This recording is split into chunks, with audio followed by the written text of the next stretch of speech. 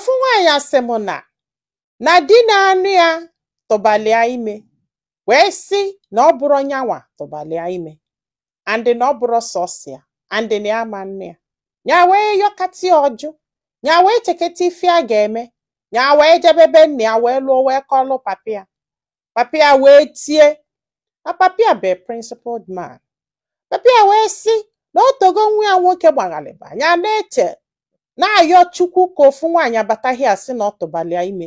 ka a gosie ihe a ji wee bụrụ papi ya. Papi ya wee sị ya na iwu na ọ ga-anụ ya nọ iwu ka ọ bụ na ekwutere ihe ọbụla ọkwa na adịghị anyị sị na ọ yara anụ ya papi ya sị na ọ ga-anụ ya.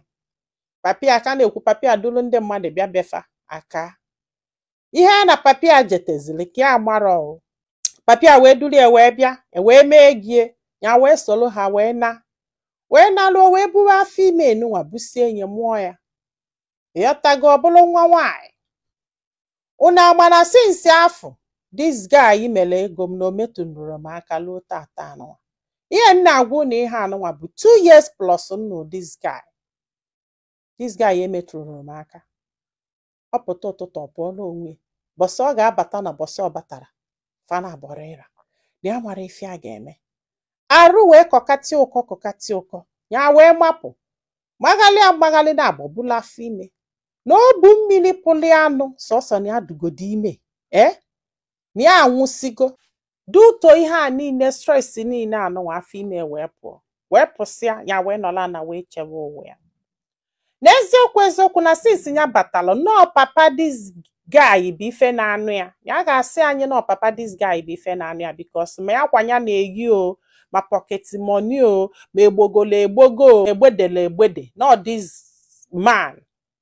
na ọ na-enye ego every month mbụ papa this guy ya na-agwụ ya nsị ya nwee ndidi na ọ ga-echenji kwene ya hapụ ya nọọ ume okolobịa na okoghelisie na ọ ga-abata. Mana etu o si gbatakwulo kịta na ya nwa adọrọzi happy because ofu mbọsị kịta okotekwa nwaanyị ọzọ tụwakwa nwaanyị ọzọ ime n'ike agwụghị ya ji eche ka this guy chigherie na ya dụshọ na this guy ama nchigheri ma ajụkwa anya ọrụ na arụ na anọkata kọbi ụkọ nọ mmadụ ka abụ n'ọsọsọ anụ ọfịa ka ọ ga-abụ ọkọba ojee n'osisi kọ mana ọkọbanụ mmadụ ọchọba onye ga-akụ ya na ka o si gbatakwulo kịta anụnwa na ya gba nnọọ nwuzi m nnọọ kwa aṅasị ya gbatịcha anya gbatịgharịa. Kedu ife ọdụgụ ka nwa agbọghọbịa mee kịta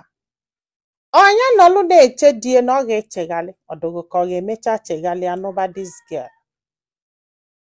ka ọnya ji nwayọ na be nne ya jee bidokwa uwe ya n'isi.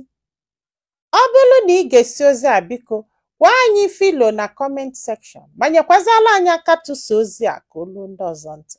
Ndị be anyị daalụnụ ka ọ dị n'ụbọchị ọzọ.